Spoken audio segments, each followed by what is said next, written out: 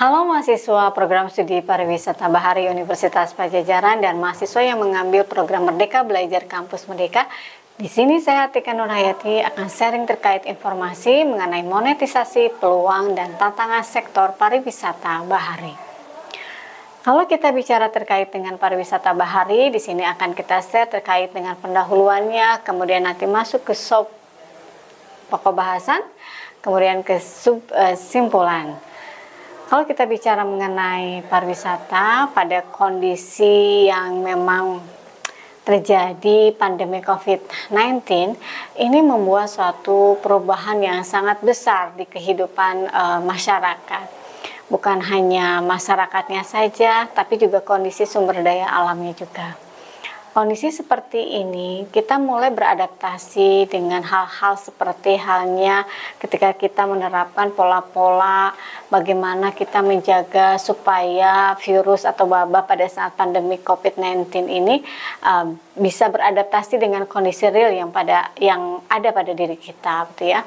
Nah, tentu di sektor pariwisata, kondisi pada saat terjadinya pandemi COVID-19 ini membuat suatu perubahan yang cukup besar, di mana efek domino ini berupa menurunnya pertumbuhan ekonomi, ya khususnya di negara kita, kemudian juga tingginya inflasi, kemudian tingkat pengangguran yang meningkat, serta fenomena resesi ekonomi. Salah satunya di sini ada pertumbuhan produk domestik bruto yang mengalami penurunan pada saat terjadi pandemi COVID-19. Kemudian kalau kita juga melihat dari aspek yang lainnya bahwa kondisi pandemi COVID-19 ini merupakan suatu momentum ya, momentum perubahan gitu ya, beradaptasi dengan kondisi lingkungan. Nah, salah satunya di sini diperlukannya kreativitas kita begitu ya.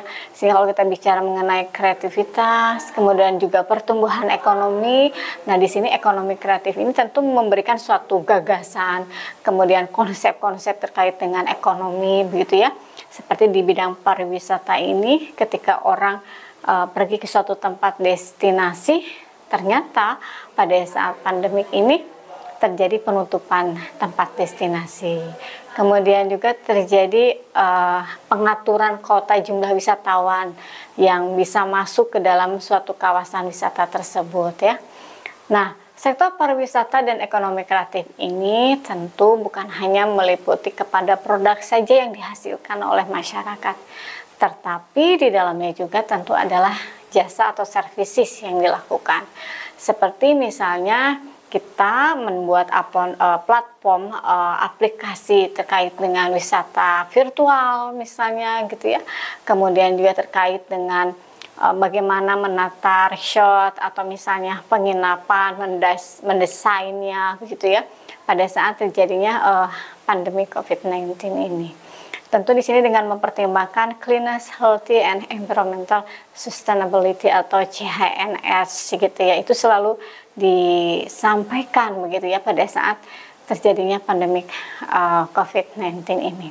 Dan hal ini tentu juga berpengaruh terhadap permintaan ya dari wisatawan, karena wisatawannya dibatasi, kemudian juga terjadi penurunan jumlah wisatawan, kemudian juga penawaran dari wisata bahari itu juga mengalami perubahan dari platform ke arah yang lebih digitalisasi lagi ya, sehingga ada wisata virtual misalnya begitu ya.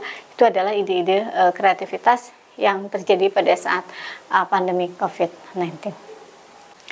Nah, bagaimana dengan kondisi existing yang terjadi pada saat ini, di mana kita harus mengoptimalkan peluang di sektor wisata bahari? Karena kalau kita bicara wisata bahari, Indonesia sebagian besar begitu ya, itu wilayah pesisirnya lebih banyak begitu ya, apalagi kita didominasi oleh pulau-pulau yang ada di Indonesia, 17.000 lebih pulau loh yang ada di Indonesia. Itu sangat menjanjikan ya ketika kita mengelola di sektor wisata bahari. Nah, bagaimana perspektif usaha mikro kecil menengah sebagai bagian nih dari ekonomi kreatif kita ya? Pertama di sini tentu kita harus mengenali dulu ya potensi diri kita. Nah, potensi diri kita itu tentu kalau misalnya dilihat dari background kita, misalnya latar belakang dari sisi pendidikan, begitu ya. Nah, tentu ini memiliki keterampilan yang berbeda dari setiap level pendidikan ini. Nah, tapi kalau kita lihat di dalam data, begitu ya, ternyata pengangguran yang memberikan kontribusi pengangguran yang terbesar itu di sini itu paling banyak, begitu ya, paling banyak itu adalah di jenjang pendidikan yang menengah, begitu ya. Nah, tentu posisi kita ini ketika misalnya ada peluang untuk melakukan usaha mikro kecil menengah ini tentu berdasarkan dengan fashion yang kita miliki ya. Karena di sini kita fashionnya di sini di wisata bahari ini berarti di sini usaha mikro kecil menengahnya tentu yang berkaitan dengan aspek pariwisata bahari itu sendiri. Apakah misalnya menghasilkan produk misalnya olahan-olahan dari kawasan pesisir gitu ya, apakah berbentuk cindramata misalnya atau kuliner misalnya atau wisata budaya misalnya ya, itu bisa mengembangkan potensi kita untuk mengenali apa nih yang potensial yang bisa memberikan nilai ekonominya itu ya. Next, kemudian selanjutnya kalau kita bicara terkait dengan bagaimana mengembangkan potensi gitu yang ada di diri kita, tentu kita harus menyadari ya bahwa potensi emosional dan spiritual itu sangat penting begitu ya. Bagaimana caranya kita mengendalikan diri kita ketika kita punya suatu ide, ketika kita punya suatu gagasan begitu ya, untuk menciptakan peluang-peluang usaha ini. Kemudian juga tidak lepas dari potensi fisik kita, kemudian potensi intelektual kita, kemudian yang namanya wirausaha itu kita harus memiliki mental yang kuat begitu ya, dan daya juangnya juga termasuk potensi sosial budaya dan potensi ekonomi. Semuanya itu tidak terlepas dari ESQ yang kita miliki gitu ya. Kemudian kalau kita lihat berdasarkan peraturan Undang-Undang nomor 10 tahun 2009 bahwa kepariwisataan ini merupakan keseluruhan dari kegiatan yang terkait dengan wisata yang bersifat multidimensi keilmuan begitu ya. Jadi tidak bersifat berdiri sendiri gitu ya, tapi multidisiplin keilmuan gitu ya. Kemudian kalau misalnya kita lihat lagi bahwa peluang di sektor wisata bahari ini misalnya saja di atraksi olahraga air gitu ya. Atraksi olahraga air ini tentu untuk generasi zilenial ini sangat diminati sekali ya. Jadi atraksi olahraga air merupakan bagian dari wisata alam ya, wisata alam. Contohnya misalnya seperti diving, snorkeling misalnya, kemudian juga open water atraksi misalnya ya. Nah, itu atraksi-atraksi yang saat ini digemari oleh generasi zilenial itu ya. Kemudian juga potensi olahan produk perikanan. Kenapa ini masuk ke dalam peluang di sektor wisata bahari? Karena produk perikanan, khususnya untuk produk perikanan tangkap yang berada di sepanjang kawasan pesisir, itu merupakan salah satu input ya untuk makanan yang tersedia bagi wisatawan. Itu juga merupakan peluang yang cukup menjanjikan. Termasuk di dalamnya ada merchandise ya. Merchandise ini juga ketika misalnya wisatawan pergi ke suatu tempat, tentu ingin membeli sesuatu yang bisa disampaikan kepada sahabatnya, pada kerabatnya bahwa dia sudah mendatangi tempat destinasi wisata tersebut gitu ya. Dan tidak kalah penting juga di sini ada edukasi wisata. Nah, edukasi wisata ini khususnya untuk sektor wisata bahari ini sangat relevan dengan aspek konservasi ya, konservasi sumber daya perikanan, termasuk di dalamnya juga konservasi yang disampaikan melalui dunia pendidikan ya, baik secara formal maupun non formal. Jadi di sini ada sektor bisnisnya, di sini juga tentu ada sektor promosinya. Nah, untuk mengenerate-nya, di sini ada yang disebut dengan video monetization, yaitu proses menghasilkan pendapatan melalui video yang dibagikan secara online atau dengan menggunakan platform digital. Banyak sekali wisatawan yang datang ke suatu tempat destinasi. Mereka men-tag videonya, kemudian mereka men-share di media sosialnya, dan itu juga menjadikan income generate ya bagi pembuatnya itu sendiri. Itu adalah peluang-peluang yang secara tidak langsung atau secara tidak nampak memberikan kontribusi yang cukup besar gitu ya. Nah, kemudian ketika misalnya diakses video pembuatan konten untuk memberikan informasi kepada wisatawan begitu ya, tentu di sini kita bisa melihat dari sampai seberapa besar nih masyarakat menggunakan digitalisasinya ini ya. Apakah misalnya pada saat kapan kita harus share terkait dengan status video misalnya gitu ya, status video yang dibuat gitu ya, kemudian di-share kepada pengguna gitu ya, kemudian bisa diakses oleh audiens. Jadi kita harus tahu di sini kapan kita harus men-share video tersebut misalnya gitu ya. Kemudian tentu di sini respon pada pola konsumsi dari audiens yang berubah gitu ya. Ini yang biasanya dulu misalnya menggunakan dalam tanda petik media sosialnya Facebook, kemudian berubah ke Instagram atau ke TikTok dan sebagainya, itu juga mempengaruhi sampai sejauh mana wisatawan akan menentukan tempat destinasinya. Nah, kemudian kalau kita melihat lagi dari aspek yang lain, monetizing ini tentu penggunaan media sosial ini sebagai media yang menyampaikan informasi, kemudian menyimpan informasi, kemudian mengakumulasi informasi, dan bagian yang tidak terpisahkan ini di dalam bisnis pariwisata dan usaha mikro kecil menengah. So di sini konten kreator juga sangat penting untuk mengemas begitu ya informasi yang disampaikan, kemudian di-share kepada audiens sehingga nanti ada feedback dari informasi yang disampaikan tersebut. Nah, kemudian digitalisasi ini merupakan salah satu tantangan ya bagi usaha mikro, kecil, dan menengah seperti tadi. Apakah misalnya produknya itu berupa atraksi wisata, atau misalnya kulinernya, atau misalnya souvenirnya, misalnya seperti itu ya. Nah, di sini juga harus memperhatikan aspek kepemilikan hak cipta, gitu ya.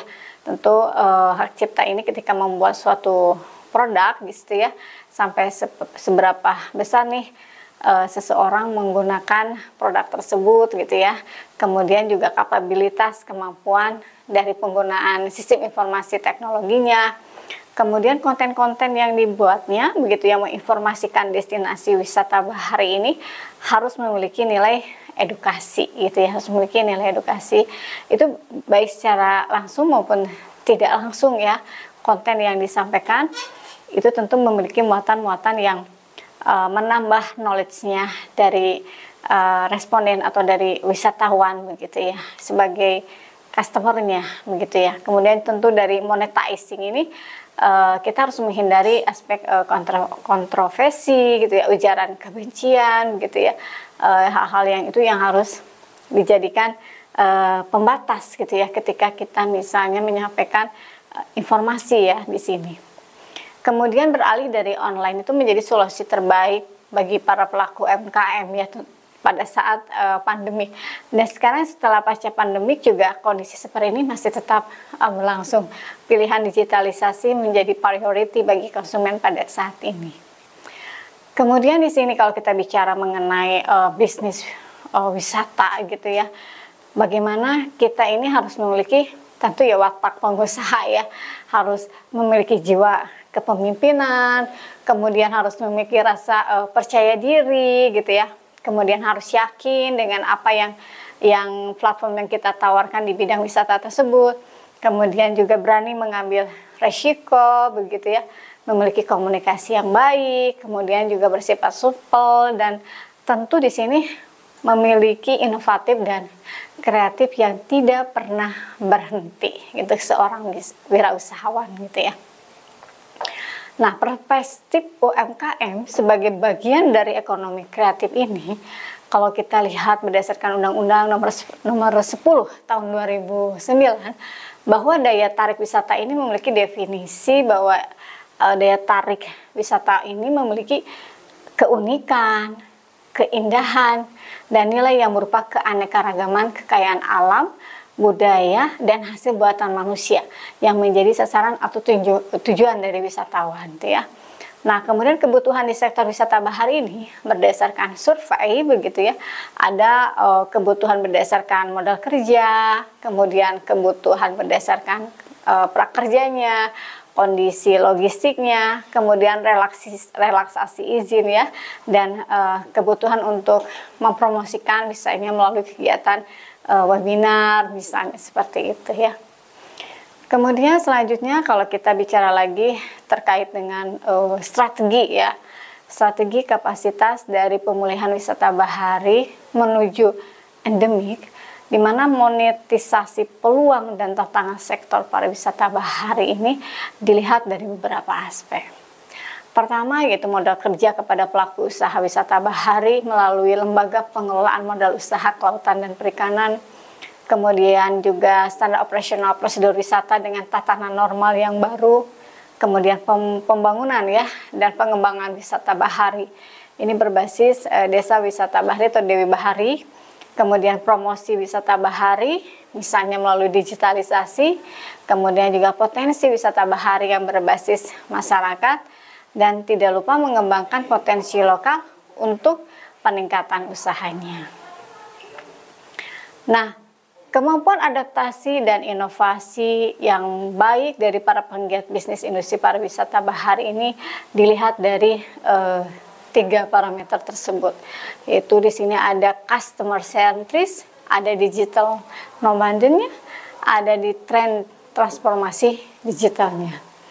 Nah, persiapan katalog produk yang berisikan deskripsi, kemudian juga misalnya foto atau infografis terkait dengan produk wisata yang ditawarkan. Kemudian tentu di sini juga tim foto produk, tim desainnya juga ya merupakan salah satu yang menjadi penting ketika misalnya mempromosikan destinasi wisata melalui platform digital tersebut ya. Kemudian kolaborasi dengan bisnis yang lain. Kapabilitas masyarakat dalam menyediakan fasilitas pariwisata bahari yaitu amenitas dan akomodasi, di mana amenitas ini merupakan segala bentuk fasilitas yang dapat memberikan pelayanan bagi wisatawan dalam memenuhi segala kebutuhan selama tinggal ataupun selama melakukan kunjungan wisata tersebut. Seperti diantaranya ada hotel, penginapan, homestay, atau guest house. Kemudian juga ada usaha kuliner seperti misalnya usaha kuliner yang mengolah bahan makanan begitu ya untuk memenuhi kebutuhan wisatawan. Apakah itu di restoran, apakah kafe misalnya begitu ya. Termasuk di dalamnya ada souvenir dan services atau pelayanan yang diberikan kepada wisatawan. Dan transportasi juga merupakan bagian dari akomodasi di sini, apakah transportasi darat, laut ataupun udara. Namun untuk kawasan wisata bahari ini lebih didominasi oleh penggunaan transportasi darat dan laut gitu ya. Kemudian selanjutnya di sini bisa kita simpulkan bahwa perubahan gaya hidup masyarakat akibat pandemi COVID-19 ini, di mana wisatawan akan mengkonsumsi produk wisatanya dengan cara yang berbeda. Perilaku wisatawan diantaranya memilih destinasi yang relatif jaraknya lebih dekat, kemudian juga wisatawan akan memilih objek wisata yang tidak begitu dikenal dan jauh dari kerumunan atau mass tourism. Kemudian juga peduli akan kesehatan dan kebersihan, memilih perjalanan pribadi daripada menggunakan transportasi umum atau misalnya wisata secara grup begitu ya, berkelompok misalnya gitu ya. Dan asuransi perjalanan menjadi penting. Monetisasi peluang dan tantangan sektor pariwisata bahari dengan mengoptimalkan peluang di sektor wisata bahari ini tentu tidak terlepas dari kolaborasi usaha mikro kecil menengah dengan menggunakan platform digital untuk mencapai benefit sosial ekonomi dan lingkungan. Kemudian juga direkomendasikan diperlukan peningkatan kapabilitas pelaku usaha wisata bahari dari aspek atraksi wisata, amenitas, dan akomodasi. Ini adalah referensi yang bisa dijadikan acuan bagi kita semua terkait dengan monetisasi peluang di sektor pariwisata bahari. Terima kasih atas perhatiannya. Sampai ketemu di sesi berikutnya. Salam sukses selalu.